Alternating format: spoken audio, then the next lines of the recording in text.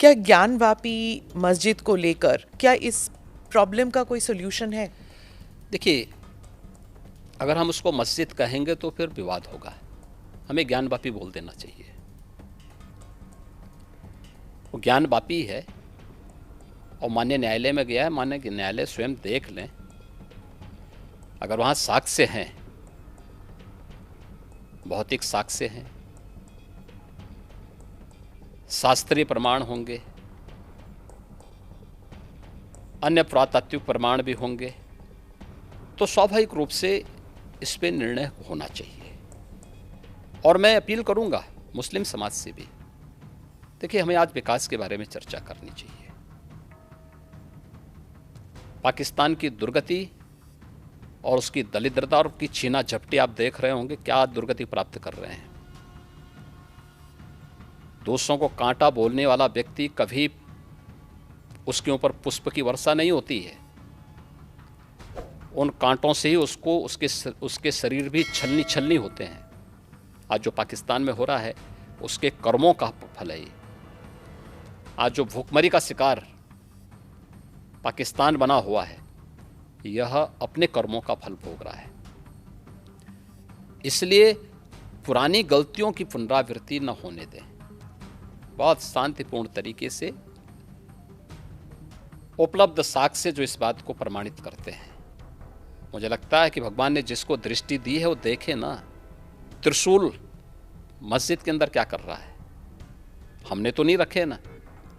ज्योतिर्लिंग हैं, देव प्रतिमाएं हैं, पूरी दीवारें चिल्ला चिल्ला के क्या कह रही हैं। और उसके बाद भी हम जानबूझ करके, देखिए एक होता है कि जन्म से दिखाई नहीं देता है, हम मान सकते हैं कि दिव्यांग है, जन्मांध है, दृष्टिबाधित है, एक जानबूझ करके ढोंग करे। जो दृष्टिबाधित है उसको दिशा दिखाई जा सकती है, लेकिन जो ढोंग कर रहा है उसको कोई दिखा नहीं सकता है। आप ढोंगी किसे कह रहे हैं? मैं इसीलिए कह रहा हूं ना, जो उन प्रमाणों को नकार रहा है, उन प्रमाणों के बाद भी ये कहता है कि नहीं साहब, तो जबरदस्ती वाली बात करते हैं। देखिए, आप इतिहास में तोड़ मरोड़ कर सकते हैं, लेकिन उन ऐतिहासिक साक्ष्यों के साथ नहीं जो वहाँ की दीवारें चिल्ला चिल्ला के कहती हैं। और उन ऐतिहासिक साक्ष्यों को भी देखने की आवश्यकता है। आपने ये भी कहा था कि कानून जो है वो मानव के लिए होना चाहिए, दानव के लिए नहीं। ठीक बात है।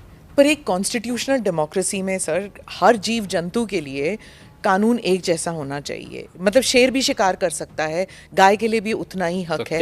क्या आप शेर को रोकते हैं क्या? नहीं तो आप शेर को बोलिए ना जंगल में जाके। नहीं रोक सकते। वही आप बोले ना कि शेर महाराज शिकार मत करिए, आपको हम रोटी खिलाएंगे, चाहिए रोटी खिलाइए। वहाँ की नेचुरल व्यवस्था है, और वह नेचुरल व्यवस्था, दंड का प्रावधान, यह एक व्यवस्था का प्रावधान है। और वह व्यवस्था, वह प्रावधान कानूनन ही लागू होती है, गैर कानूनी तरीके से नहीं लागू होती है। तो चीफ मिनिस्टर कैसे तय कर सकते हैं कौन मानव है कौन दानव? चीफ मिनिस्टर कहाँ तय करते हैं? चीफ मिनिस्टर तो एक बात बोलते हैं कि भाई देखो शांति बनी रहनी चाहिए। हम तो हमेशा शांति का उपदेश देते हैं। कुछ लोग तो नहीं मानते कि आप शांति, सिर्फ शांति, मतलब आप बुलडोज़र बाबा, ये सब आपके साथ, आपके नाम के साथ जुड़ा हुआ है। और आपका जो एक सिस्टम बना है, बाकी चीफ मिनिस्टर्स भी उसको कॉपी करने लग गए हैं। मुझे एक जगह आप बुलडोज़र बाबा हैं तो वहाँ बुलडोज़र मामा भी आ गए हैं। मुझे एक बात बताइए, इतने बड़े प्रदेश में इंफ्रास्ट्रक्चर का डेवलपमेंट होना चाहिए कि नहीं होना चाहिए? जी। और क्या इंफ्रास्ट्रक्चर के लिए क्या आज भी हम कुदाल और फावड़ा लेकर के जाएंगे कि हमें उसके लिए बुलडोजर, आधुनिक मशीनें चाहिए? बुलडोजर बाबा उसके लिए नहीं कहा जाता आपको सर, आप भी जानते हैं। अब इंफ्रास्ट्रक्चर के मार्ग में कोई बाधक होगा। यहाँ पहले होता क्या था, कोई कार्य स्वीकृत होता था, अभी पैसा अलॉट हुआ नहीं कि माफिया जाके जबरदस्ती हड़प करके सामान गिरा देते थे। अब लैंड का अलॉटमेंट हो रखा है कि यह हाईवे यहाँ से अयोध्या के लिए बनना है, ये बाराबंकी होते हुए बनना है। तो सत्ता प्रायोजित माफिया क्या करते, कहते नहीं नहीं अब ये यहाँ से नहीं बनेगा, हमारी सुविधा इधर से है, हम इसको यहाँ से बना करके वो अपना वहाँ पे मिट्टी और गिट्टी सब गिराना प्रारंभ करते थे, आधा दोरा काम छोड़ के पैसा निकाल लेते थे। ये सत्ता में बैठे हुए लोगों की हिम्मत नहीं थी कि उन माफियाज को रोक सके। आप मुझे बताइए, इस माफिया के लिए बुलडोजर चला करके उसको ध्वस्त करके जो अलॉटमेंट सरकार ने तय कर रखा है, इस पे ही हाईवे बनेगा और उसी पे नियम के अनुसार कार्य होगा, ये तय करना इस सरकार का काम है या नहीं है? यही सरकार का कार्य है और सरकार यही कर रही है। अगर किसी ने कानून तोड़ा है, जैसे ये माफिया के लोग हैं, पर उनका घर तोड़ना क्यों ज़रूरी पड़ गया? नहीं, अगर किसी ने सरकारी संपत्ति पे कब्जा किया है तो उसके लिए क्या करूं? आरती लेके जाऊं, थाली सजाऊं उनकी? आपने विधानसभा में कहा कि हम माफिया को मिट्टी में मिला देंगे, वो उमेश पाल मर्डर के केस में हुआ था शायद। तो जब ऐसे होता है तो सोशल मीडिया में फैल जाता है, चलो जी अब गाड़ी उलटने वाली है, योगी जी को बुलाओ। जब अमृतपाल भी भाग गया था तो कहते योगी जी के, अगर योगी जी के राज में होता तो ये तो कभी ना होता, वो तो गाड़ी उलट ही देते। देखिए, कानून का राज हर हाल में होना चाहिए और सुरक्षा की गारंटी हर व्यक्ति को मिलनी चाहिए।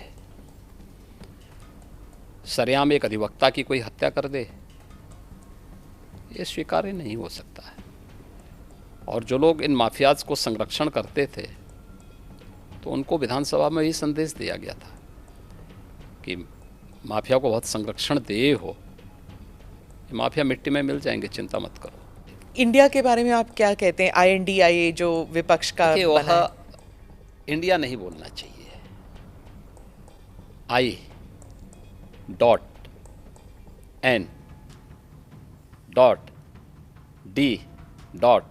हर एक उसमें डॉट लग गया उसका। तो चोला बदलने से पिछले कर्मों से मुक्ति नहीं मिल जाएगी।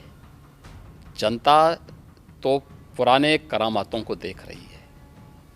वो करामात UPA का हो, कांग्रेस का हो, सपा का हो, या फिर जो और लोग हैं, आम आदमी पार्टी का है, क्या गदर मचा रखी है इन लोगों ने, TMC का हो, या जो भी, सब की एक जैसी स्थिति है।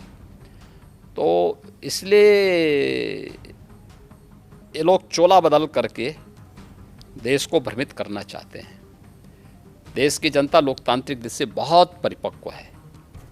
आपको नहीं लगता कि जैसे विपक्ष कह रही कि बीजेपी डर गई जब ये INDIA का गठन हुआ, तो वो डर के मारे NDA को फिर से उजागर करने की कोशिश कर रहे हैं? कैप्टन कौन है?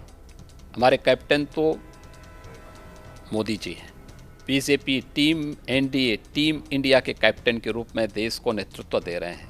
विधानसभा में आपके और अखिलेश जी के बीच में जैसे जब स्पीचेस चलती हैं, आप कुछ कह देते हैं, फिर वो वापस कुछ कहते हैं, फिर आक्रमण, आप जैसे कोई इंडिया पाकिस्तान मैच चल रहा हो वैसे चलता है आपका। नहीं, देखिए, कोई इंडिया पाकिस्तान नहीं है, हिंदुस्तान है ये।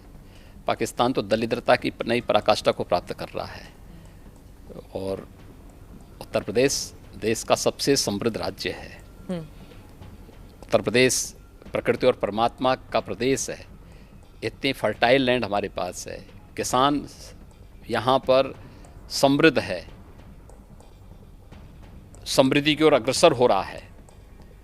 इसलिए उत्तर प्रदेश के किसी भी पक्ष को, चाहे वह सत्ता पक्ष हो या विपक्ष हो, पाकिस्तान से उसकी तुलना नहीं होनी चाहिए।